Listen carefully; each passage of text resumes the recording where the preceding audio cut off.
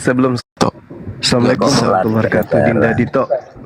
Nggak bisa memaksakan Kang siap. Dito harus sesuai teks Iya, begitu. Saya Lucu, masuk sedikit kan? sebelum saya Udah lihat boleh ya. dikritik gitu. Oke, baik, makasih, masya Allah. Para guru yang ada di sini, Akhi Abu Ibrahim, salam kenal dari saya, saudara Ansor juga. Ya, Jadi gini, ya, masya Allah. Jadi gini, tema ini adalah apakah Kristen menuhankan dewa? Kita kaji dulu. Paulus ini mengaku utusan untuk siapa? Untuk Yahudi atau utusan untuk penyembah dewa-dewa? Bukan begitu bahasanya. Dia diutus untuk di luar dari bangsa Yahudi. Ya, itu dia. Dia diutus Iya. untuk orang-orang yang tidak bersunat. Betul, tapi bukan untuk penyembah dewa. Lah, orang Yahudi menyembah dewa kan? Orang Roma Athena nyembah dewa. Betul? Tapi bahasanya diutus untuk di luar orang bangsa Yahudi. Benar sekali. Tunggu dulu. Kita lihat di dalam kajian yang mendasar terhadap pribadi Paulus ini. Dalam suratnya 1 Korintus 9 contoh misalnya. Sesungguh pun aku bebas terhadap semua orang. Aku menjadikan diriku hamba dari semua orang. Supaya aku boleh memenangkan sebanyak mungkin orang. Demikianlah bagi orang Yahudi aku menjadi seperti orang Yahudi. Supaya aku memenangkan orang-orang Yahudi. Bagi orang-orang yang hidup di bawah hukum Taurat, aku menjadi seperti orang yang hidup di bawah hukum Taurat. Sekalipun aku sendiri tidak hidup di bawah hukum Taurat. Supaya aku dapat memenangkan mereka yang hidup di bawah hukum Taurat. Bagi orang-orang yang tidak hidup di bawah hukum Taurat, aku menjadi seperti orang yang tidak hidup di bawah hukum Taurat. Sekalipun aku tidak hidup di luar hukum Tuhan. Karena aku hidup. Salah Bang Juma. Paulus itu taat hukum Taurat Bang Juma. Itu pengakuan dia. Bagi orang-orang yang tidak hidup di bawah hukum Taurat, aku menjadi seperti orang yang hidup di bawah hukum, yang tidak hidup di bawah hukum Taurat. Sekalipun aku tidak hidup di luar hukum Tuhan, karena aku hidup di bawah hukum Kristus. Supaya aku dapat memenangkan mereka yang tidak hidup di bawah hukum Taurat. Bagi orang-orang yang lemah, aku menjadi seperti orang yang lemah. Sabar, saya selesaikan dulu. Supaya aku dapat menyelamatkan mereka yang lemah. Bagi semua orang, aku telah menjadi segala-galanya. Bagi semua orang, aku telah menjadi segala-galanya. Jadi kalau aku bertemu dengan orang gila, aku menjadi orang gila. Aku ketemu dengan penyembah dewa, aku menjadi seperti penyembah dewa. Asumsi. Bukan, itu pengakuan. Oh, enggak. Bagi semua orang. Bagi semua orang. Enggak. Ini aku telah menjadi segala-galanya. Supaya aku dapat sebisa mungkin memenangkan beberapa orang dari antara mereka. Segala sesuatu ini aku lakukan karena Bible. Supaya aku mendapat bagian di dalamnya. Tidak tahukah kamu bahwa dalam gelanggang pertandingan semua peserta turut berlari, tetapi bahwa mereka hanya satu orang saja yang mendapatkan hadiah. Karena itu larilah begitu rupa sehingga kamu memperolehnya. Tiap-tiap orang yang turut mengambil bagian dalam pertandingan menguasai dirinya dalam segala hal. Mereka berbuat demikian untuk memperoleh suatu mahkota yang fana. Tetapi kita untuk memperoleh suatu mahkota yang abadi. Sebab itu aku tidak berlari tanpa tujuan. Dan aku bukan petinju yang sembarangan saja memukul. Tetapi aku melatih tubuhku dan menguasai seluruhnya. Supaya sesudah memberikan Bible kepada orang lain, jangan aku sendiri ditolak. Jadi Paulus hadir kepada penyembah dewa, berubah menjadi penyembah apa? dewa. Penyembah dewa. Mari kita buktikan. Gini. Aduh, Bang Juma. Iya, silakan. Gini ya. Kenapa ada dua rasul yang dipilih, yaitu Petrus dan Paulus? Kenapa Petrus hanya untuk kaum Yahudi? Kenapa Paulus ke luar bangsa Yahudi? Jadi, di luar dari pendapat Bang Juma dan asumsi Bang Juma atau perkataan Paulus yang tertulis di situ, ada maksud dan tujuan tertentu Bang Juma. Kenapa dia diutus di luar dari bangsa Yahudi? Tujuannya? Karena gini, kita semua tahu bahwa hukum-hukum dan perintah-perintah di dalam Taurat itu tidak bisa dilaksanakan oleh umat manusia, tidak bisa dilakukan. Makanya tertulis juga di Galatia 2:16 bahwa tidak dibenarkan satupun itu menjalankan hukum Taurat, karena memang saat seorang pun nggak bisa mampu gitu loh. Makanya dia diutus untuk orang-orang yang tidak bersunat, karena tidak mampu menjalankan hukum dan perintah Tuhan itu di hukum Taurat itu. Gitu Bang Juma. Oke. Itu tidak nyambung sebenarnya. Jadi gini, ketika Paulus ini sampai ke Athena, apa yang terjadi? Benar nggak teraplikasi daripada pernyataan dia? Untuk memenangkan pertandingan, maka semua jalan, semua cara aku lakukan. Termasuk mengakui bahwa apa yang mereka orang-orang Athena sembah, yang mereka tidak kenal, itulah yang mereka kemudian Paulus ajarkan kepada mereka dalam nama Kristus. Betul nggak?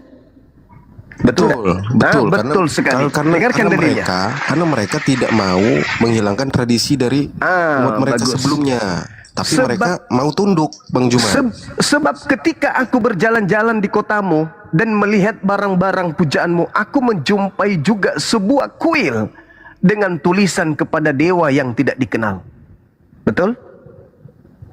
Lalu, apa yang kamu sembah tanpa mengenalnya? Pertanyaan saya. Orang Athena menyembah tanpa mengenalnya itu siapa? Siapa yang orang Athena sembah? Dewa. Itulah yang aku beritakan kepadamu dalam nama Kristus. Sadar enggak Anda pengakuan Anda ini? Dewa yang disembah oleh orang Athena adalah dewa yang sama yang mereka sembah hari ini dalam nama Kristus. Udah selesai. Berarti orang Kristen menyembah dewa Romawi, Yunani dalam nama? Enggak begitu. Kok enggak begitu, saudaraku? Apa yang kamu sembah tanpa mengenalnya? Apa yang kau sembah tanpa mengenalnya? Dewa. Itulah yang kuberitakan kepada kamu dalam nama Kristus. Berganti enggak sembahannya? Enggak berganti. Berarti selama Paulus belum datang ke Athena, sembahan mereka sudah benar atau salah? Salah. Kok salah? Kan cuma ganti nama doang. Salah lah. Kok salah? Apa yang kamu sembah tanpa mengenalnya? Sembahan Yunani yang mereka sembah tanpa mengenalnya itu sembahan salah atau sembahan benar? Salah. Loh, berarti salah dong menyembah Yesus itu. Karena dewa itu bukan Yesus. Lah, itulah yang kuberitakan kepada kamu. Kamu sendiri yang saudara menjawab. Apa yang kamu sembah yang kau tidak mengenalnya, itulah yang aku perkenalkan kepada kamu. Sama enggak? Yang disembah oleh orang Athena dan yang diperkenalkan oleh Paulus, sama atau tidak sama? Jadi gini, jadi gini. Sebentar. Pada saat memperkenalkan, kalau Paulus itu membawa konsep ketuhanan yang diajarkan oleh Yesus, mereka menolak, Bang Juma. Karena mereka sudah punya sesembahan sebelumnya dan mempunyai tradisi. Memang sejak kapan Paulus mengajarkan memperkenalkan sembahan yang disembah oleh Yesus? Di mana Paulus mengajarkan itu? Tidak pernah Paulus mengajarkan untuk menyembah kepada Elohim. Paulus tidak pernah mengajarkan itu. Dia memperkenalkan ada manusia, yaitu Tuhan, Firman yang menjadi manusia, yang menebuskan dosa umat manusia dan kemudian bangkit di hari ketiga. Itulah anak Tuhan. Itu ajaran Paulusnya merujuk kepada Tuhannya Yahudi atau kepada dewanya Romawi? Karena dirasa cocok dengan orang Romawi dan Yunani, gitu. Makanya ya nggak masalah lah, kita ikut gitu. Saudaraku, yang penting tradisi-tradisi itu tidak dihilangkan, gitu Bang. Kita lihat di dalam suratnya di Filipi 2 untuk membuktikan pernyataan saya bahwa Kristen memang menyembah dewanya orang Athena dalam nama Yesus. Kita lihat pengakuannya. Dengarkan saya membaca dalil. Yang walaupun dalam rupa Theos, tidak menganggap kesetaraan dengan Theos sebagai milik yang harus dipertahankan, melainkan telah mengosongkan dirinya sendiri, mengambil rupa manusia, menjadi sama dengan manusia, dan dalam keadaan sebagai manusia, dia telah merendahkan dirinya dan taat sampai mati. Ini siapa? Theos kan? Ya, Theos. Baca dalil selanjutnya. Itulah sebabnya Theos sangat meninggikan dia. Theos lagi kan? Berapa Theos? Itu dalam Berapa nama Theos? siapa itu tapi? Berapa Theos di sini? Dalam nama siapa berarti? Saya tidak tanya itu dulu, Bang. Berapa Theos di situ? Ada dua. Dua Theos yang mengajarkan menyembah kepada dewa-dewa Yahudi, Yesus, atau orang Roma, Yunani. Kalau Roma itu memang Nah, pengajarannya dewa-dewa. Paulus mengatakan untuk orang Yahudi atau non-Yahudi. Untuk di luar Yahudi. Berarti Paulus sedang memperkenalkan Tuhannya Yahudi atau dewanya orang Roma ini. Bukan memperkenalkan dewanya orang Roma, Bang Jo. Lalu siapa? Dia itu membawa ajaran di mana ada penebusan dosa, gitu. Ya. Dengan konsep Kita nggak ke situ dulu. Kita nggak ke situ. Itu kan pemahaman terhadap orang Roma dalam konsep menghapus dosa. Sekarang bukan ke situ. Kita berbicara mengenai dewa sembahan dulu. Sembahan yang diperkenalkan oleh Paulus kepada orang-orang yang ada kemudian. Ketika Paulus ini merujuk kepada non-Yahudi, Paulusnya mengatakan dewa turun ke bumi. Setelah dewa turun ke bumi, dewa ini kemudian ditinggikan oleh dewa yang lain. Betul? ya, karena mereka nggak ngerti firman kan. Ya, larinya ke situ, menuduh orang tidak mengerti firman. Menuduh Paulus ini sedang mengajarkan dirinya sebagai orang penyembah dewa. Enggak. Oh, kenapa tidak? Kan dia mengakui tadi, kepada orang lemah aku menjadi lemah, kepada semua orang aku menjadi semua orang. Itu tujuannya agar mereka percaya. Gitu. Percaya kepada Paulus. Iya, bahwa Paulus itu adalah utusan untuk non-Yahudi. Betul. Nah, itu sudah kena itu, betul. Nah, ketika Paulus kemudian datang mengajarkan orang-orang Athena, orang-orang Roma menyembah kepada hakikat sembahan, Paulus tidak memperkenalkan Tuhannya Yahudi. Paulus memperkenalkan dewanya orang Roma Yunani kepada mereka dalam nama Yesus. Betul? Enggak begitu. Bang Enggak Juma. begitu pula. Bagaimana ceritanya enggak begitu? Emang Petrus pada saat diutus mengajarkan ke umat Yahudi emang menyembah Elohim? Kan enggak. Lah, jelas dong. Mereka diminta oleh Petrus untuk bertobat. Maka bertobatlah agar kalian percaya. Kepada siapa? Petrus itu diutus kepada orang Yahudi. Betul. Orang Yahudi diajarkan kemudian menjalankan hukum Torah. Betul. Nah, berbeda dengan Paulus, orang non-Yahudi diajarkan memahami bahwa hukum Tuhan yang tadinya adalah dianggap benar, itu adalah sampah. Menuju kepada pengajaran bahwa dewa-dewa yang kau sembah itu sudah betul. Tetapi sekarang aku datang memperkenalkan dewa yang kau sembah itu dalam nama Kristus. Benar? Karena agar mereka taat dan tunduk. Nah, tunduk kepada pengajaran Paulus. Betul. Mengajarkan bahwa yang Paulus ajarkan itu adalah dewa mereka dalam nama Yesus. Ya karena mereka nggak mau merubah ininya, pengikutnya. Mereka nggak merubah anutannya. Berarti orang-orang Athena menyembah dewa-dewa mereka dalam nama siapa? Kristus. Nah, benar sekali. Itulah dia, makanya dikatakan bahwa Kristen ini penyembah dewa orang Athena dalam nama Yesus Kristus. Salah. Loh, kok salah pula? Kenapa bisa salah? Tadi Salah. Anda mengatakan. Gini, Coba. Gini. Sebentar ya Bang Juma ya, sebentar. Silakan. Biar Bang Juma paham sedikit ya. Oh ya. Kenapa orang Yunani ini wajib harus tunduk, harus taat sama Paulus? Karena mereka itu tidak mau diganggu untuk sesembahannya itu oleh ajaran-ajaran di luar dari kaum mereka. Ya. Gitu. Maka Tujuan Paulus datang supaya mereka agar mau mengikuti ajaran yang dibawa oleh Paulus, Iya. tunduk maka itulah hasil konsili dari mereka gitu loh, bahwa Ya. kesepakatan itu oke lah, kalau kalian tidak mau merubah dari ajaran-ajaran kalian atau tradisi-tradisi kalian, setidaknya kalian harus percaya nih bahwa penebusan dosa itu telah ada sebelumnya, dan ini kubawakan, kuberikan ke kalian gitu loh, tanpa menghilangkan tradisi kalian. Contoh kayak Natal segala macam itu memang dari sana gitu loh. Karena Ini memang berbicara mengenai objek sembahan diganti nggak oleh Paulus? dengan nama Kristus kan. Iya, diganti nggak objeknya? Namanya, iya diganti memang. Pakai ini, yang tadinya adalah Horus diganti menjadi Yesus. Pertanyaan saya, objeknya, oknumnya diganti nggak oleh Paulus? Loh, setidaknya kita menggunakan nama Kristus gitu. Ya, saya Bagian tidak tanya percaya nama. dengan Kristus. Karena Yesus mengatakan penyesat itu memakai namaku, menyesatkan banyak orang.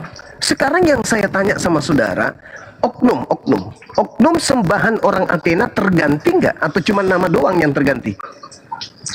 Oh, dewa tetap, mereka nyembah dewa. Oknumnya maksudku, oknumnya. Oknumnya tetap jadi Kristus. Ya, oknumnya yang disembah oleh orang-orang Athena. Dengan setelah datang Paulus mengajarkan penyembahan baru dalam nama Kristus Yesus, oknumnya sama atau berubah? Sama Yesus. Innalillahi wa inna ilaihi rajiun. Berarti sebelum Yesus ke bumi, orang-orang menyembah Horus, menyembah Hermes, itu menyembah Yesus. Belum, karena belum ada penebusan. Makanya muncul pertanyaan saya, apakah sembahan orang Yunani, Athena, sama oknumnya sebelum Paulus datang dengan setelah Paulus datang? Sama atau tidak sama? Beda. Mana Beda. dalilnya? Mana dalilnya Beda, beda? Bang Juma. Paulus mengatakan apa yang kamu sembah tanpa mengenalnya, itulah yang kuberitakan kepada kamu. Tapi apa? orang-orang Yunani, Romawi itu tidak mengenal Kristus sebelumnya. Betul, berarti orang-orang Yunan tetap saja menyembah kepada objek yang sama, cuman sekarang diberitakan dalam nama Kristus. Betul? Kristus Yesus. Iya, betul. Ya betul. Nah, sekarang pertanyaan saya, apakah sebelum Paulus orang-orang Yunani sudah menyembah Yesus Kristus atau belum? Belum. Berarti yang disembah adalah, Dewa mereka nyembah. apakah mereka kemudian menyembah Yesus? Sebelumnya belum. Nah, lalu kenapa Paulus mengatakan apa yang kamu sembah tanpa mengenalnya? Itu siapa? Ya itu kan tadi ku bilang tadi. Itu gini Bang Juma. Agar diterima loh, agar dia diterima dulu kan di bangsa saya itu. ngerti kawanku, tapi pernyataan Paulusnya, apa yang kamu sembah tanpa mengenalnya? Jawab, itu siapa yang mereka sembah tanpa mengenalnya? Dewa. Itulah yang kuberitakan kepadamu. Itu siapa? Yesus. Oknumnya berubah nggak? Berubahlah. Lah, gimana berubah? Apa yang kamu sembah tanpa mengenalnya, itulah yang kuberitakan. Cuman ganti nama doang. Nama doang yang diganti. Contoh gini, Bang Juma. Contoh. Analoginya gini. Analoginya Contoh. gimana? Contoh. Saya pergi ke kampungnya Bang Juma misalkan. Iya, Di Bang Juma itu orang menyembah Enggak. kuda. Gini, misalkan di Bang Juma itu udah punya pabrik gula merah misalkan. Gula merah misalkan. Gula merah. Saya datang ke Bang Juma. Kalian tahu nggak sebenarnya gula merah itu manis, tapi kalian belum tahu cara buatnya gimana yang lebih praktis. Nah, kuperkenalkan punyaku ini agar aku diterima dulu sama Bang Juma, biar bisa menunjukkan sesuatu ke Bang Juma. Itu triknya Bang Juma. Salah. Yang gak diusir. Ketika di kampung saya ada sebuah pabrik. Pabrik itu belum dikenal, tapi sudah memproduksi produk. Tapi belum dikenal apa namanya. Begitu Anda masuk ke kampung saya, produk yang tanpa nama tadi, Anda perkenalkan sebenarnya ini namanya adalah gula merah. Nah, diterima nggak saya sama kalian? Anda diterima. Nah, itu tujuannya. Pabriknya berubah nggak?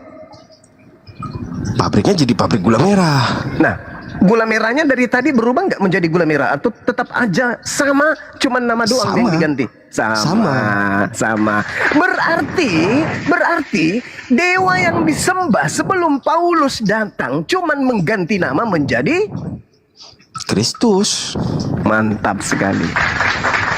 Berarti yang Anda Tapi sembah kan adalah dewanya orang tujuannya- Yunani dalam nama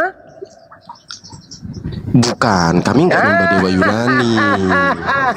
yang Anda produksi gula yang dalam nama gula merah. Sama. Tapi Mesinnya sama, produknya sama, cuman dikasih nama supaya dikenal. Apa yang kamu produksi selama ini kau tidak kenal, itulah yang kuperkenalkan sama kalian, namanya gula merah. Gula merah nggak bisa disalin. Nah, itu gula merah kata Ustadz, kita nggak bisa disalin. Iya. Itu saudaraku.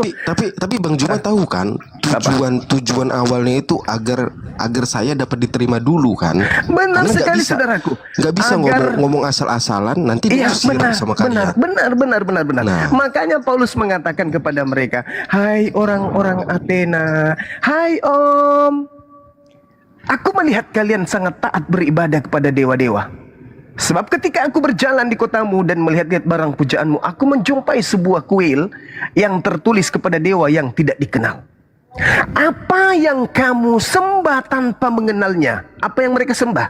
Dewa. Namanya siapa? Mungkin Horus, mungkin Atis, mungkin kemudian Hermes, mungkin Zeus. Hermes dan Zeus mereka nyembah. Nah, itulah yang aku perkenalkan hari ini dalam nama Oke. Gini. Udah terjawab. Bagi orang berakal udah terjawab kan? Gini Bang Juma, Apalagi? pada saat itu ada Barnabas juga kan di situ Bang Juma. Dia nggak sendirian Bang Juma, ya. Di situ mereka sudah pecah kongsi. Sudah sudah pecah kongsi di situ. Kisah para Rasul 14 tadi, ayat 11 tadi yang dibawakan oleh Kang itu di Diko tadi. Antioquia, ketika murid-muridnya pertama kali menggunakan bahasa Laodikia, itu di sana. Ini kita berbicara di Athena, Yunani, pusat penyembahan berhala zaman itu. Oke? Paulus datang mengatakan apa? Apa yang kalian sembah selama ini? Oh, dewa kami dong. Nah, itu dewa yang kau sembah selama ini, yang kuperkenalkan hari ini samamu dalam nama Yesus. Jadi sekarang kalian berubah menyembah kepada nama Yesus Kristus. Tapi sembahanmu tetap aja. Ibadahmu tetap saja hari Minggu. Tiap 25 Desember tetap aja kau peringati. Makananmu tetap aja babi. Bang Juma, Kamu jangan bersunat, tetap aja. Cuman sembahanmu, dewamu diganti dalam nama Yesus. gini. Menurut Bang Juma, ketika Paulus datang ke Antioquia bertemu Ya. dengan orang-orang Romawi dan Yunani Iya. itu ada rasa takut nggak dari Paulus? Menurut Bang Juma, pasti dia ada merasa takut. Bang Paulusnya Juma. yang takut. Iya dong. Paulus malah dianggap dewa. Makanya Paulus dianggap dewa. Makanya Mana tadi kan mungkin saya takut. saya kan udah kasih analogi. Kalau dia langsung memperkenalkan yang bukan perantara dewa dari mereka, itu dia langsung diusir, bahkan bisa dibunuh karena membawa ajaran baru. Karena itulah memang Paulus ini adalah rasul bagi mereka. Makanya Yesus mengatakan kepada Yahudi, waspadalah kepada penyesat. Penyesat itu datang memakai namaku. Jadi dewa-dewanya orang Roma Yunani itu diganti semua memakai nama Yesus. La haula wala quwata illa billah. Penyesat itu datang memakai namaku dan menyesatkan banyak orang. Itulah yang dimaksud. Banyak orang itu adalah Roma Yunan yang kemudian mengajarkan ajaran kekaisaran Roma sampai ke kerajaan Belanda. Belanda masuk ke Nusantara, menyebarkan ajaran yang memakai nama Yesus, padahal sebenarnya yang disembah adalah dewa yang dibungkus dalam nama Yesus itu sendiri, yaitu sembahan orang Athena. Dalil sudah sangat jelas. Dalil jelas itu. Jadi kalau saudara, ini ranah diskusi ya, bukan kita saling hujat menista dan seterusnya. Ini ranah diskusi. Maka ketika Anda menyembah Yesus di tanggal 25 Desember, Itu Anda tidak menyembah kepada utusan Tuhan, kepada Bani Israel. Anda sedang menyembah kepada dewanya orang Roma Yunani dalam Gini. nama Yesus Kristus doang. Kuklarifikasi itu Bang. Silakan. Natal itu kita mengikuti tradisi yang sudah ada sebelumnya. Nah, menyembah kepada Penyembahan tetap di hari Minggu. Kita hanya menyembah bersuka kepada cita. siapa? Kita Menyembah hanya kepada bersuka cita. Oke, Cita pada saat menyembah Natal. kepada siapa? Bukan bicara pesta. Itu ibadahnya kepada siapa? Ibadahnya kepada Yesus. Nah, Yesus ini nama doang, bukan? Oknumnya Ada tetap sosok. sama. Dewanya Enggak orang Roma yang kalian sembah tanggal 25 Desember. Sosoknya itu yang kita kenal anak Bunda Maria. Oh tidak, salah Loh, kok ente. tidak? Kok Paulus tidak? yang mengatakan itu, Galatia 1 nomor 1, Galatia 1 nomor 11 nomor 12, aku menerima Bible pengakuannya sendiri bukan dari anak Maria. Pengakuan Paulus bukan pengakuan saya. Iya, pengajarannya iya apa? itu coba gini ya. Nah. Coba gini. Terus Anda mengatakan anak Maria, tapi Paulus mengatakan bukan. Aku menerima 13 kitabku itu bukan dari anak Maria. Saya nggak peduli itu Paulus mau ngomong apa itu. Gini, Itu bahaya itu. Anda sebagai seorang tokoh agama, Anda tidak peduli dengan tokoh agama yang telah mendirikan Bukan. konsep Karena- kepada agama Anda. Gini. Itu bahaya, saudaraku. Gini, Bang Juma, karena kalau Paulus terus ke pengajaran Yunani, Romawi terus bolak-balik ke situ terus Bang Juma. Sedangkan yang kita ajarkan saat ini di Indonesia di gereja Adalah? itu nggak seperti itu konsepnya Bang Juma.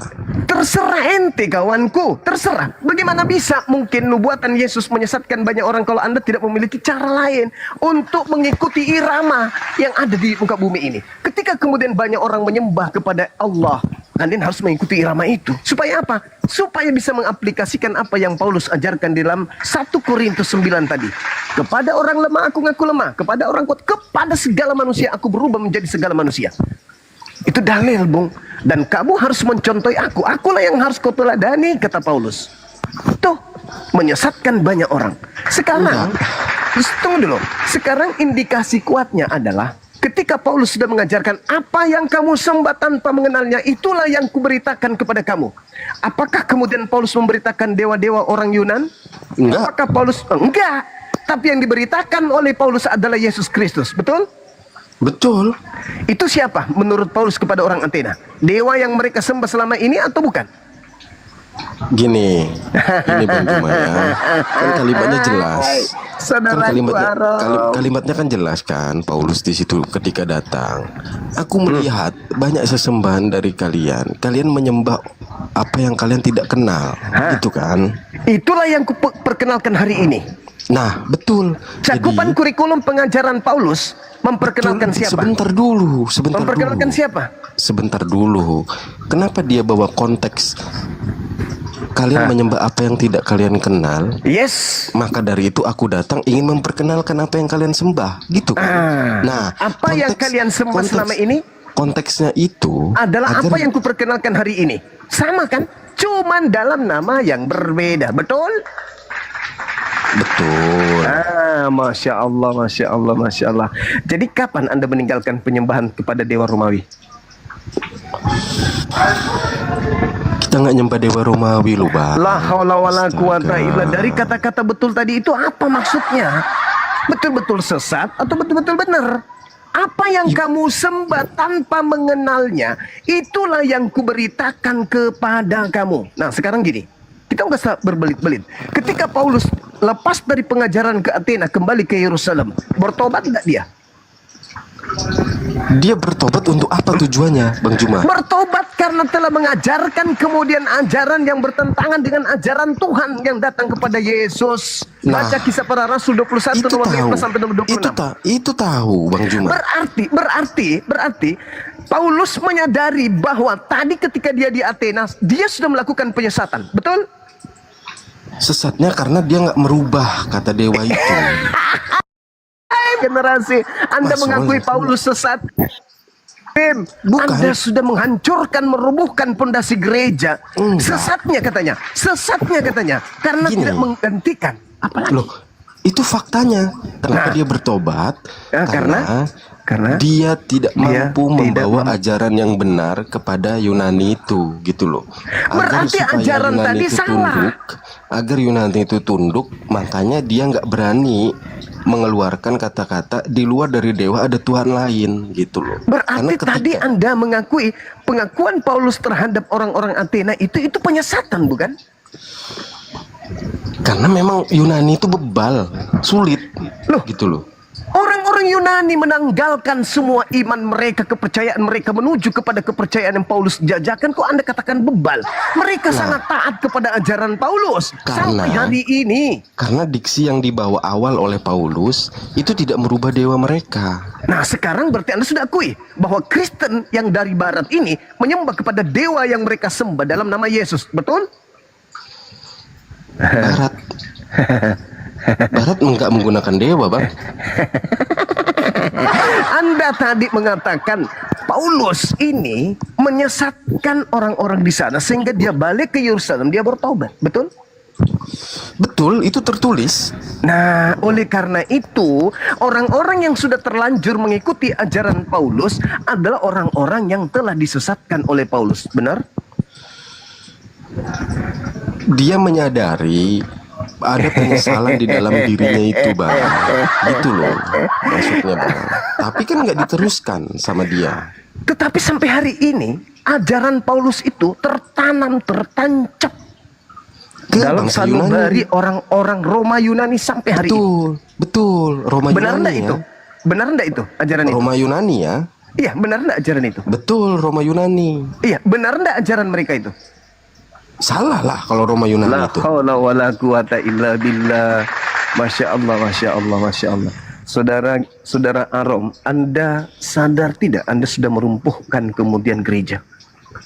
Oh enggak dong, itu fakta. 25 Siapa? Desember itu ajaran dari Yahudi atau ajaran dari Romawi? Itu tradisi. Mulai Cuma. jadi lagi tradisi keagamaan yang diusung oleh Paulus yang kemudian dinarasikan dalam bentuk teori dan praktik dalam gereja, betul? Tradisi yang diminta oleh tradisi. Kekaisaran Ayo. Romawi Ayo, meminta teman-teman. tradisi itu tidak hilang, Bang Juma. Iya, itu Iya. tradisi yang Emang- diajarkan oleh Emang Paulus, gini, bukan? gini. Makanya Natal itu nggak tertulis di Alkitab, Bang Juma. Karena kenapa? Karena itu hanya tradisi. Tradisi yang sesat atau tradisi yang benar?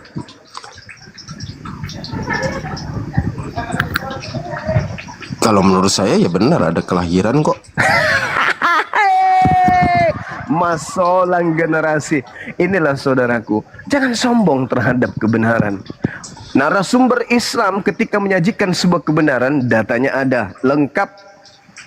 Nah sekarang tinggal keegoan yang harus Anda tepis di dalam kepercayaan agama saudara. Paulus kembali setelah datang dari Kiliki, kemudian kepada orang-orang Athena, kepada orang-orang Roma, kembali ke Yerusalem, dia bertobat. Betul. Bertobat dari mengajarkan agama apa? Agama yang diajarkan sebelumnya di sana. Hai, masolang generasi. Bertobat dari ajaran mengajarkan agama Kristen. Oh enggak. Loh, kok enggak pula? Yang makan babi Kristen, yang tidak bersunat Kristen, yang menyembah kepada dewanya orang Roma adalah Kristen.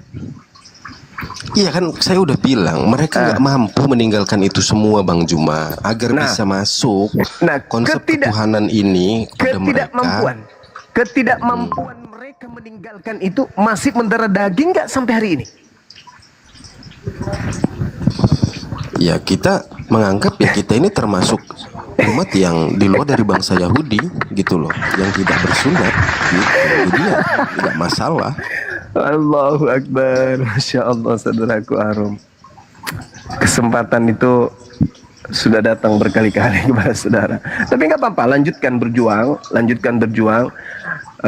Paling tidak Anda memberikan sebuah pemahaman kepada kami bahwa apa yang diterangkan oleh Al-Quran itu benar. Yukhadi'unallaha walladzina amanu wa ma yakhda'una illa anfusahum wa ma yasurun. Orang-orang kafir itu ingin menipu Allah dan menipu orang-orang beriman. Sebenarnya gini, sesungguhnya mereka menipu diri mereka sendiri. Bang Juma sebenarnya gini ya. Di dalam gereja karismatik ya, itu nggak peduli mau Paulus mengajarkan apa di sana, nggak peduli kita. Intinya itu yang kita percayai bahwa Yesus anak Bunda Maria itu memang ada dan datang untuk menebus dosa manusia. Dasarnya apa, Pak? Dia itu menebus dosa manusia itu. Dasarnya dari nubuatan Yesaya, Mazmur itu ada. Dia datang untuk menderita. Nggak ada nama Yesus di situ, gimana itu? Memang nggak ada, kan sebelumnya memang bukan Yesus, sebelumnya Berarti Firman. kan itu cuman asumsi. Bukan asumsi, kan memang sebelumnya Firman dia. Sebelumnya Firman dia. Oh, di mana tertulis Yesus Firman? 1 juta. Yohanes 1 ayat 1 itu memang sebelumnya Firman dia. Kemudian Yohanes 1:14 dia menjadi daging. Itu kan Firman menjadi manusia. Tapi gini, bukan menjadi Yesus. Bang Juma, sebentar, Bang Juma. Iya. Gini Bang Juma, Juma ya. Gini. Kalau menurut Bang Juma, apakah Petrus juga mengajarkan hal yang sama pada kaum Yahudi? Gimana? Sorry. Gimana? Menurut Bang Juma, ajaran Iya. Petrus dan Paulus apakah berbeda? Ajaran Petrus, kalau ajaran Petrus itu udah pasti sesuai dengan ajaran Yahudi, tapi bukan sesuai dengan kitab Petrus ya, bukan. Tetapi kalau berbicara mengenai Paulus itu udah pasti bukan ajaran Yahudi, makanya dia bertaubat. Yang kutanya gini, beda nggak pengajaran Paulus dan Petrus tentang Beda. ketuhanan? Beda. Contoh, Anda minta saya mencontohkan? contoh pengajaran Petrus yang berbeda apa? Petrus mengajarkan apa yang diterima oleh Yesus. Hidup kekal itu adalah mereka mengenal Engkau. Mereka ini termasuk Petrus bukan? Satu-satunya Tuhan yang benar. Itu Petrus. Sedangkan Paulus adalah manusia yang muncul di luar. Itu Gimana? Yohanes 17 ayat 3 itu Yesus yang ngomong itu. Iya, Kapan Yesus Petrus ngomong begitu? Kapan Petrus ngomong Yesus begitu? ngomong kepada Petrus. Tapi kapan Petrus ngomong begitu? Nah, sekarang permasalahannya kapan Petrus berbicara sebagai tokoh? Tidak pernah. Yang Anda Loh, maksud di Dia mana? Rasul. Di mana Petrus murid Yesus pernah berbicara? Angkat bicara itu di mana? Lah kan dia didirikan di atas batu karang tuh gereja awal. Itu pengakuan siapa? Gereja Itu mula-mula. pengakuan siapa? Itu pengakuan siapa? Yesus. Sama kan? Yang saya minta Petrusnya. Ada? Tidak ada. Petrus pernah menulis surat seperti Paulus menulis 13 surat. Petrus tidak pernah menulis surat. Ya, Kitab berarti- Petrus itu bukan tulisan Petrus, bukan. Berarti gini. Berarti hilang dong cerita Petrus. Loh, bukan hilang. Yesusnya mengatakan di dalam Matius 24, Kristus palsu melakukan tanda mujizat dan tanda yang dahsyat dan mujizat sekiranya mungkin menyesatkan Petrus. Itu dalil. Jadi kalau hari ini Anda menemukan Petrus ajarannya seirama dengan ajaran Paulus, berarti nubuatan Yesus bahwa Petrus itu sesat karena kemudian disesatkan oleh Kristus palsu terbukti. Iya, bukti maksud saya gini. Bang Juma kalau mau bilang ada perbedaan pengajaran Petrus dan Paulus, buktinya mana perbedaan dari Petrus dan Paulus? Petrus tidak bisa kita jadikan sebagai acuan. Loh, Dengar dulu, dengarkan saya. Dengarkan nanti saya. dulu. Tadi kan dari awal kita udah sepakat bahwa ada yang diutus kepada kaum Yahudi dan di luar Iya, bangsa Yahudi. Paulus pun mengakui itu. Iya, di mana Galatia 2 perbedaannya? nomor 8. Di mana perbedaannya? Paulus mengajarkan dewa turun ke bumi jadi manusia. Oke? Petrus mana ada ajarannya seperti itu? Berdasarkan pengakuan Yesusnya, Petrus yang mengakui hidup kekal. Petrus mengakui Engkau Bapa satu-satunya Tuhan. Itu Yesus yang mengajarkan, bukan Petrus lagi. Sedangkan Kristen adalah sebuah komunitas, organisasi yang berasal dari barat, mengusung sebuah kitab mengatasnamakan Petrus. Sedangkan Petrus tidak termasuk murid yang pernah menulis surat. Buktinya? Narasi- Buktinya, Apa? buktinya. Buktinya, Petrus itu tidak pernah kemudian menulis surat. Mana buktinya kalau dia Petrus menulis surat? Nah, jadi kitab Petrus itu bukan dari Petrus. Bukan. Jadi Ya, orang yang tidak dikenal kemungkinan itu adalah tulisan Paulus. Kenapa? sumbernya. Sumbernya, Petrus mendapatkan pengajaran bahwasanya dia diutus hanya kepada kepada Yahudi. Sementara Petrus itu ditulis untuk orang-orang non Yahudi. Bagaimana mungkin? Loh, Enggak dong. gimana cerita? Coba Anda baca Petrus 1. Petrus 1 bukan Satu diutus Petrus. untuk orang-orang Coba luar Yahudi. seruan-seruannya coba. Dia kan mengajarkan tentang Kristen, penebusan dosa, bahwa kita menjadi Kristen itu ya harus kuat gitu loh. Karena banyak Coba. yang nggak percaya dengan matinya Yesus Kristus. Begini, kalau kita berbicara mengenai Petrus, Bung. Petrus nih, kita berbicara oknum berarti ya. Masalah pribadi si Petrus. Lantas kita perhadapkan dengan dua kitab. Petrus 1, 1 Petrus, 2 Petrus. Kita perhadapkan dengan kitab ini. Narasi-narasi yang dibangun di dalamnya adalah narasi seorang ahli kitab. Narasi orang Farisi. Narasi orang-orang terpelajar. Narasi orang yang cerdas menyusun sebuah kalimat. Sedangkan pemberitaan tentang Petrus di dalam kisah Lukas 4, dalam kisah para Rasul 4:13, Petrus disebut idiot dan buta huruf. Bagaimana mungkin Petrus yang idiot bisa menulis sebuah surat yang begitu sempurna catatan-catatannya, narasi-narasi di dalamnya itu syarat dengan pemahaman paganisme Romawi Yunani. Bagaimana mungkin? Narasi yang ada dibangun di dalamnya adalah narasi-narasi orang terpelajar, sementara dalam kisah para Rasul 4:13 Petrus disebut buta huruf dan juga disebut sebagai orang idiot. Itu yang pertama. Yang kedua, Anda lihat di dalam Matius 10 nomor 5 nomor 6, Yesus berpesan kepada Petrus agar jangan ke bangsa lain. Yang ketiga, Galatia 2 nomor 8, Paulus sendiri yang berkata, Petrus diutus kepada orang-orang yang bersunat, berarti Yahudi doang. Itu jelas itu pengakuan di dalam surat Paulus sendiri. Nah, sehingga ketika Yesusnya mengatakan di atas batu karang ini, Petrus melanjutkan tongkat estafet kerasulan kepada Petrus, maka Petrus tidak mungkin mengajarkan hal-hal yang berbaur Yunani Romawi. Bukti bahwa Apa tuh? Petrus mengajarkan yang sesuai dengan ajaran Yesus itu mana kitabnya?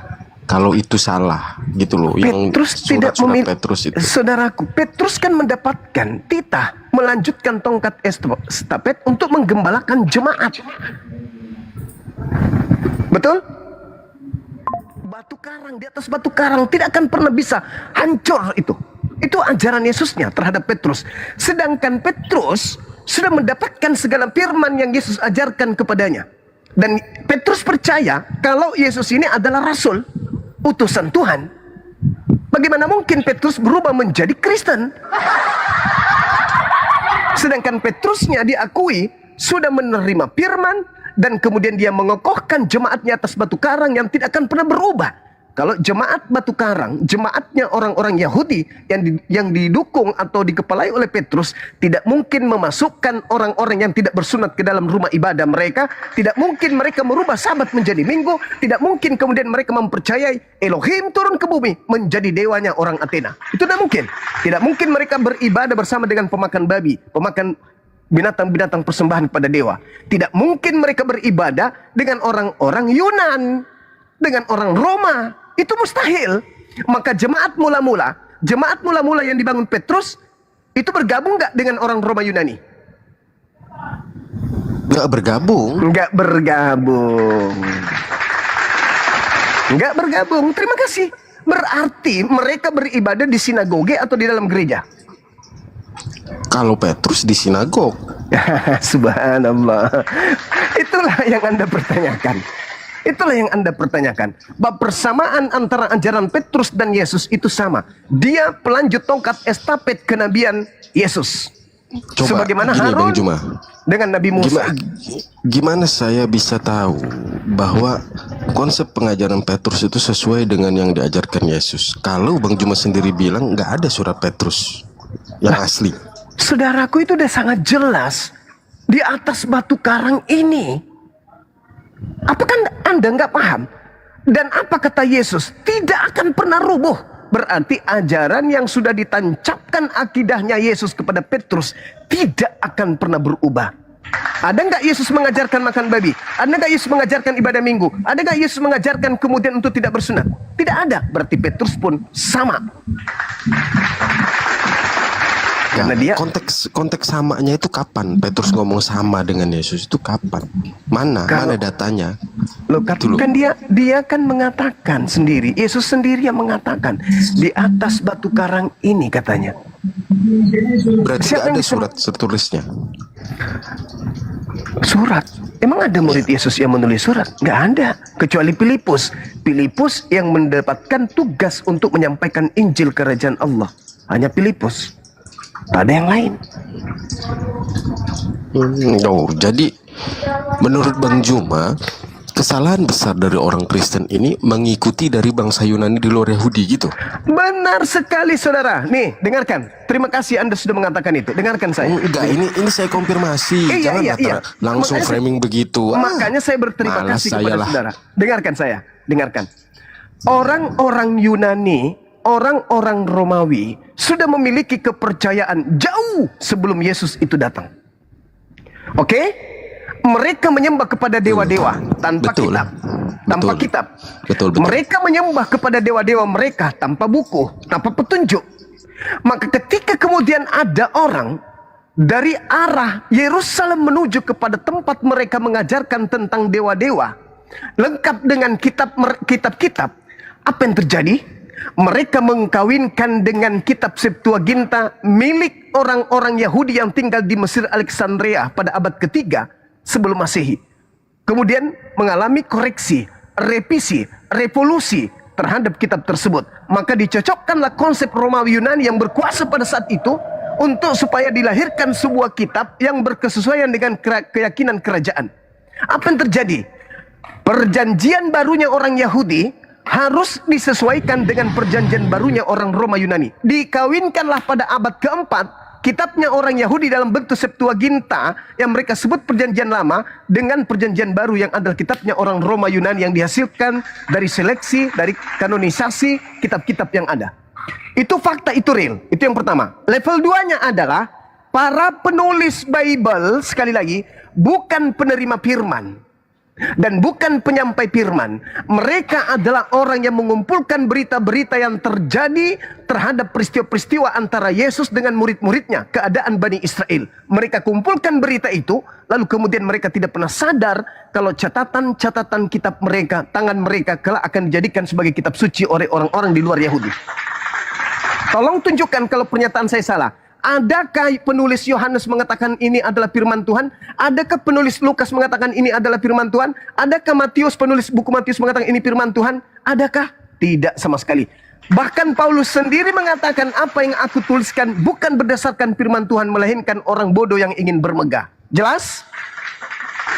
Karena memang itu catatan. Orang-orang Roma dan Yunani yang sudah punya konsep kepercayaan politeisme melakukan sinkretisme. Perkawinan antara ajaran Tauhid dengan ajaran Tritunggal atau Trinitas atau Trimurti. Lahirlah Katolik.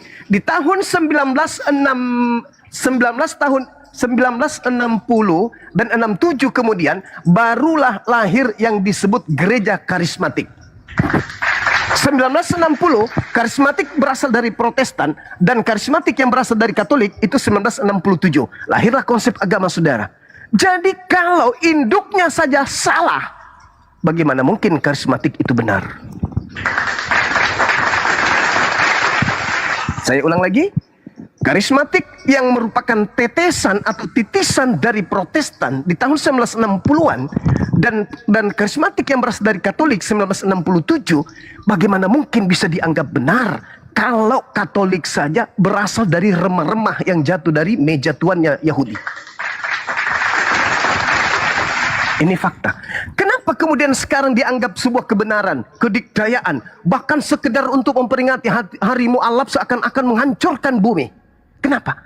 Karena orang-orang yang duduk di meja atau di bangku atau di gedung yang disebut Kristen, Katolik, Protestan itu adalah penguasa bumi.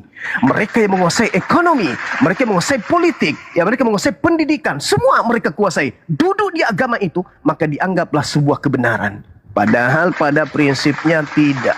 Makanya maafkan saya, ketika kita berdiskusi dengan orang Kristen, strata pendidikan apapun mereka, ketika mereka kita perhadapkan dengan narasi-narasi Bible, musuh mereka adalah Bible itu sendiri. Kenapa? Besarnya Katolik, besarnya Kristen Protestan bukan berdasar terhadap narasi akal yang dibangun menjadi konsep sebuah agama, tetapi adalah kerajaan yang begitu besar. Kekaisaran Romawi yang hampir menguasai setengah bumi, yang kemudian memilih agama itu untuk dijadikan sebagai otoritas di dalam kerajaan mereka. Maka siapa yang bertentangan dengan gereja, penggal. Siapa yang bertentangan dengan kebijakan gereja, singkirkan. Itulah yang terjadi. Maka kebijakan pemerintah, sabar. Kekaisaran Romawi pada saat Katolik menjadi agama dalam kerajaan, yang menjadi otoritas adalah gereja. Camkan itu. Tapi Gereja yang menjadi pucuk pimpinan. Betul? Bang Juma, Bang Juma Betul. gini ya, Bang Juma. Kami di karismatik tidak pernah meninggalkan pengajaran tentang Yesus mengajarkan pada saat di dunia. Itu nggak pernah kita tinggalkan itu, Bang Juma. Kita gunakan itu. Berbeda dong kalau dibilang kita juga sama dengan orang Yunani yang menyembah dewa. Yang beda, Bang Juma. Karena mereka mungkin tidak mengikuti pengajaran Yesus pada saat di dunia. Mereka mentah-mentah telan pengajaran Paulus tanpa memahami pengajaran Yesus pada saat mengajarkan di dunia. Gitu. Kita pakai kok pengajaran Yesus di gereja. Saudaraku, kita ini manusia. Manusia itu memiliki tingkat intelektual, kecerdasan. Dan kita lahir yang dari rahim seorang ibu yang Kristen menjadi Kristen, yang lahir dari rahim seorang Islam menjadi Islam. Kita dipupuk kemudian dengan pengetahuan, dibesarkan dengan ilmu pengetahuan. Kita tidak hidup di zaman batu, kita hidup di zaman modern, serba internet. Ketika kondisi beragama kita menghantarkan kita pada serpihan yang mau tidak mau, suka tidak suka, keyakinan kita bertentangan dengan logika akal sehat, maka saraf-saraf yang ada di kepala kita ini akan mencari kebenaran. Nah, kita yang sudah terikat oleh doktrin dogma dari sejak lahir, apalagi sampai sekolah, berpendidikan, mengeluarkan biaya, mengorbankan harta dan seterusnya untuk mendatangkan pribadi yang terpelajar dalam agama. Tiba-tiba saja diperhadapkan dengan fenomena keyakinan kita bertentangan dengan fakta, baik secara bahasa, gramatikal atau histori, akan kita tujukan keyakinan kita ini merujuk kepada kebenaran itu sendiri. Meskipun hanya seperti menegakkan benang merah. Contoh, pernyataan kalimat saudara terakhir. Apa yang Anda katakan? Kami orang karismatik tidak meninggalkan ajaran Yesus. Bung, kata Yesus, dari buahnya kau bisa melihat mereka. Meskipun di antara pohon ini ada buah yang ranum, ada buah yang bagus, ada yang tidak berulat. Tapi karena batangnya memang sudah salah, maka bukan buahnya saja yang harus masuk ke neraka, batangnya harus ditebang. Karismatik yang kemudian menekankan pengalaman langsung dengan roh yang datang di antara mereka menurut mereka. Kemudian mereka mampu bahasa roh, mereka mampu menyembuhkan, bernubuat, bla bla dan seterusnya. Itu bukan sebuah konsep yang berdiri sendiri dari Yesus lantas ke mereka, enggak. Tetapi karismatik adalah sebuah kepercayaan atau keyakinan atau aliran yang berasal dari gugurnya atau gagalnya Protestan atau Katolik menyajikan sebuah kebenaran yang berkesinambungan langsung dengan Yesus. Maka lahirlah karismatik. Ini keliru. Katolik keliru, Protestan keliru. Yang benar adalah harus langsung berkiblat kepada Yesus. Lahirlah karismatik. Sayangnya karismatik lahir dari pecahan-pecahan atau reruntuhan-reruntuhan gedung yang tak berguna. Dia menambal sulam pakaian sudah koyak, membentuk sebuah keyakinan yang berasal dari puing-puing yang sudah retak. Apa itu? Yesusnya tidak mengajarkan Protestan, Yesusnya tidak mengajarkan Katolik. Sedangkan karismatik bertumbuh dan besar dari dua kelompok besar ini. Nah, kenapa hubungannya dengan akal? Karena orang karismatik melihat Katolik keliru. Ada kekeliruan di situ. Protestan ada kekeliruan di situ. Kita bikin ajaran baru, kita bikin kemudian sekte baru yang mungkin auranya lebih benar, lebih tepat sama seperti ajaran Yesusnya. Sayangnya, Bung, kata Yesus, waspadalah kepada penyesat yang datang kepadamu nyamar seperti domba. Padahal dia adalah segala yang buas. Dari buahnya kau akan mengenal mereka. Sekarang karismatik ini buah dari pohon mana? Hah? Karismatik ini batangnya mana? Apakah batangnya ini berakar Yudaism? No. Karismatik bertumbuh dari cabang, dari pokok pohon yang bersumber dari Protestan dan Katolik itu sendiri. Apa kata Yesus? Jangan ranting, jangan cabang, batang yang harus ditebang dan dilemparkan ke dalam api neraka yang menyala-nyala. Itu. Maka tak ada solusi lain. Kita mau ke karismatik, sumbernya dari Katolik, dari Protestan. Kita mau ke saksi Yehova, sama. Kita mau kemana? Satu-satunya jalan adalah kerajaan Daud sudah diberikan kepada bangsa lain yang menghasilkan buah kerajaan tersebut. Itu pengakuan Yesus. Kerajaan, engkau tidak akan melihat lagi orang menyembah Elohim di gunung ini dan di Yerusalem. Kenapa? Kerajaan Tuhan akan diberikan kepada bangsa lain yang akan menghasilkan buah kerajaan tersebut. Sekarang mana buahnya? Nyanyi-nyanyi, Natalan, atau ibadah haji? Yesaya 66 nomor 23, seluruh manusia akan datang kepadaku berbondong-bondong sujud, beribadah kepadaku. Sabat berganti sabat, bulan berganti bulan, tapi seluruh manusia akan datang kepadaku untuk sujud beribadah. Mana yang sujud? Masya Allah. Yang sujud yang mana? Ayo. Muslim. Nah, itu. Makanya di Islam itu, Bung, kenapa pencanangan Islam ketika pondasi Islam itu ditegakkan antar lintas agama, apa kata Islam? La ikraha fiddin. Kok bisa sesederhana itu? Ya, Bang Suma. Kok bisa kayak gitu? Karena kata Allah, sudah jelas bagimu hitam, sudah jelas bagimu putih, sudah jelas yang merah. Tak perlu lagi dipaksa orang. Kebenaran sudah ditorehkan. Siapa yang mau beriman silakan, siapa yang mau kufur silakan. Tak ada paksaan. Jangan kau paksa orang untuk sholat, jangan. Jangan kau paksa orang untuk puasa, jangan. La ikraha fiddin. Kebenaran itu sudah datang. Wa qulil haqqu min rabbikum. Semua kebenaran itu sudah ditorehkan di atas muka bumi ini. Siapa yang mau beriman silakan, siapa yang mau kufur silakan. Tapi ingat, konsekuensi dari semua kelompok ini akan berakibat nanti ketika kita dibangkitkan pada hari kebangkitan. La ikraha fiddin, katabayyana rusydu minal ghayy. Sungguh telah jelas jalan yang benar dari jalan yang sesat. Kita hampir sejam. Bahkan saya kemudian mengambil alih dari Dinda Dito. Kenapa? Karena untuk menegakkan jalan yang terang itu terang, jalan gelap itu gelap. Tetapi saudara akan selalu memaksakan, oh tidak, bukan begitu Bang Suma, salah Bang Suma, begini yang benar. Padahal data sudah disajikan. Itu saudaraku Arom. Sekali lagi saya katakan, kenapa Islam itu sesimpel ketika berbicara lintas agama, la ikraha fiddin. Tidak ada pemaksaan di dalam menganut ajaran agama Islam. Sebab sungguh kade. Tuh, penekanan tuh dari Allah. Sebab sungguh telah jelas jalan yang lurus dari jalan yang bengkok. Sekarang kan sederhana aja nih, contoh. Apakah manusia bisa selamat hanya dengan Tuhan mengatakan, wahai manusia, siapapun di antaramu bertaubat kepadaku, kembali kepadaku, mengaku dosa-dosanya, dan tidak lagi melakukan dosa itu, maka aku hapuskan dosa-dosanya. Mana yang lurus?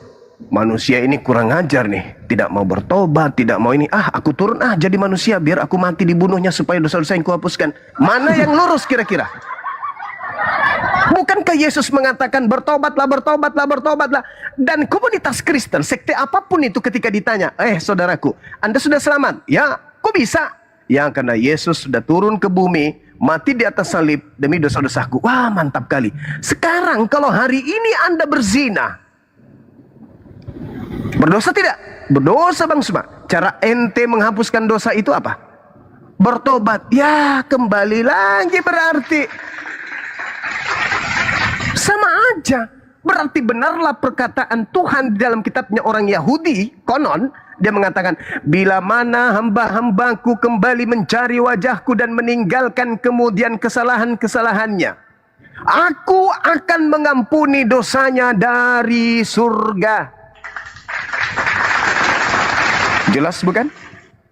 Artinya bahwa kita cukup mengakui kesalahan. Ya Rabb, wahai Dikau pencipta langit dan bumi, aku salah, aku hilaf, aku mengaku bersalah, aku tak akan lagi mengulanginya. Ampuni aku. Terhapus gak? Terhapus. Jadi gini, Sederhana bukan? berarti menurut Bang Juma, murid-murid Yesus dan pengikut Yesus itu semuanya tidak percaya penebusan dosa, maka mereka bertobat gitu.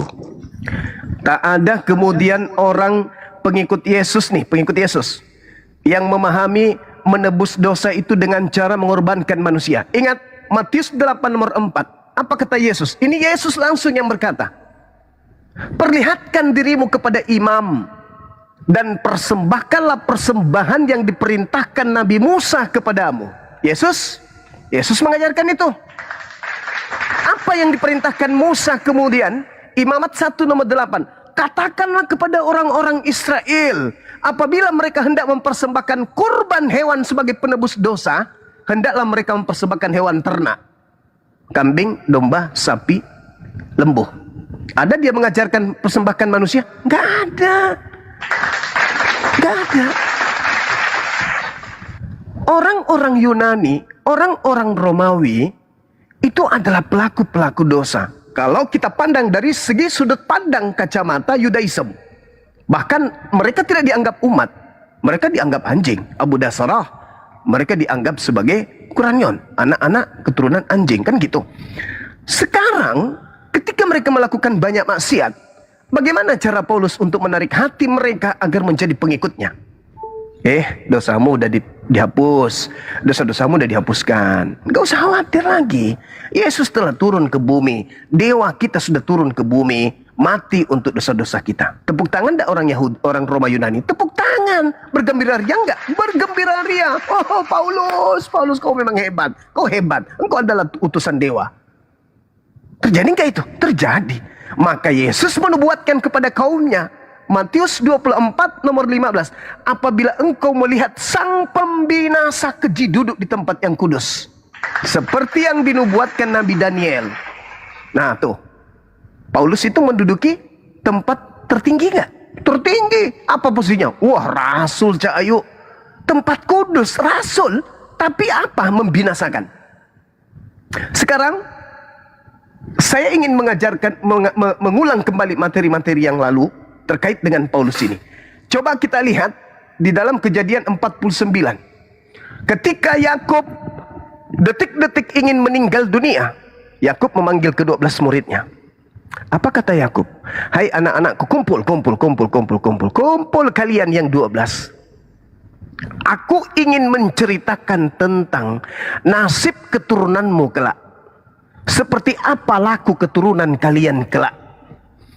Disebutlah satu-satu. Yehuda, Natalia, dan semuanya dipanggil. Tiba masa Benyamin di data nomor 27. Benyamin, kadia, duduk di sini. Kadia, duduk. Aku ingin bercerita tentang nasib keturunanmu kelak. Gimana itu ayah? Benyamin, laku keturunanmu kelak seperti serigala. Merampas, lalu membagi-bagikan harta rampasannya itu keluar. Siapa kemudian agama Islam atau Kristen yang berasal dari keturunan serigala ini, Benyamin? Dalam Filipi 3 nomor 5, Paulus mengaku, aku adalah orang Ibrani asli dari keturunan Benyamin. Ayo, siapa keturunan Benyamin? Paulus. Dia berasal dari suku mana? Benyamin. Dia aliran apa? Farisi. Kepada siapa kemudian Benyamin ini? Kepada siapa kemudian Yakub mengatakan Benyamin ini serigala? Kepada Benyamin itu sendiri. Kepada siapa? Keturunannya. Paulus mengaku enggak keturunan Benyamin? Mengaku. Dalilnya Filipi 3 nomor 5. Aku adalah keturunan Benyamin. Benyamin identik dengan serigala. Yesus minta waspada kepada siapa? Kepada domba, kepada kucing, kepada kuda, kepada serigala. Waspadalah kepada serigala yang datang kepadamu nyamar seperti domba, padahal dia adalah serigala buas. Paulus ngaku nggak sebagai murid Yesus? Ngaku. Paulus ngaku nggak sebagai utusan Yesus? Ngaku. Kurang nggak nubuatan itu? Enggak. Masih kurang bang semua. Apa kurangnya? Taurat. Saya ajarkan. Taurat itu hanya hukum bagi Bani Israel. Paulus mengajarkan apa kepada orang-orang non-Yahudi?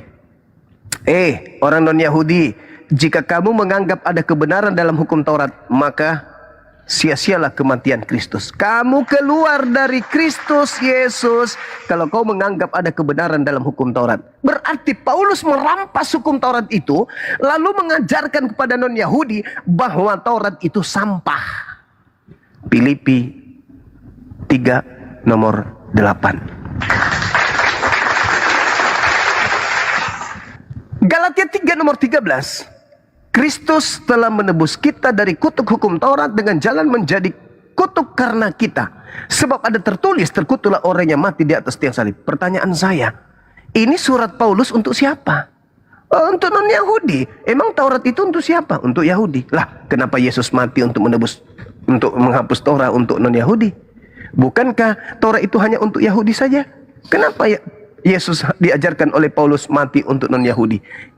Inilah cara Paulus kemudian membagi-bagikan harta rampasannya kepada non-Yahudi. Tergenapi.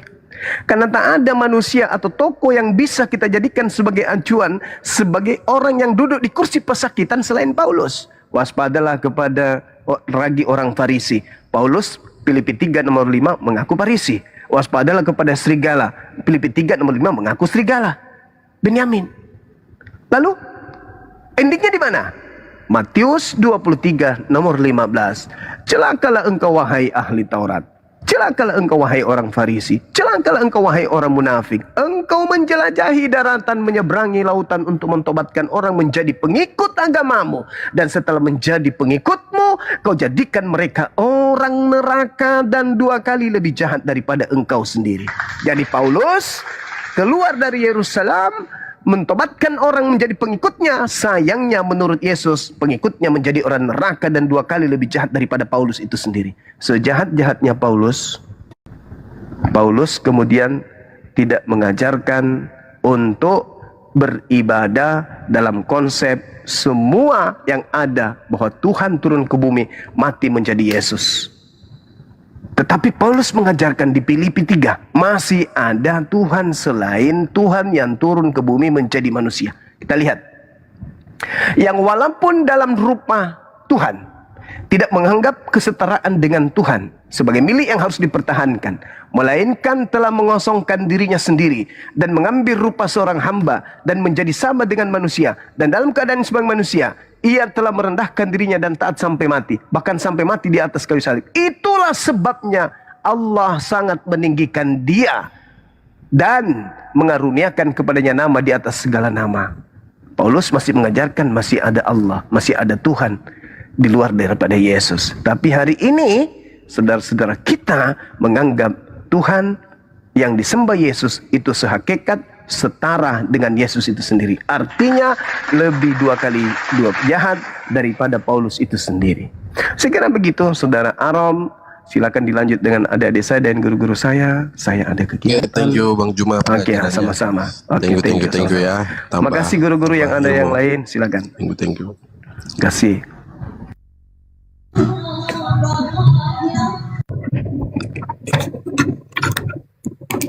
Sempat saya tadi ada yang tertarik, semuanya daging semua, tapi intinya ini fair ya, baik Kristen maupun Islam ataupun agama lain.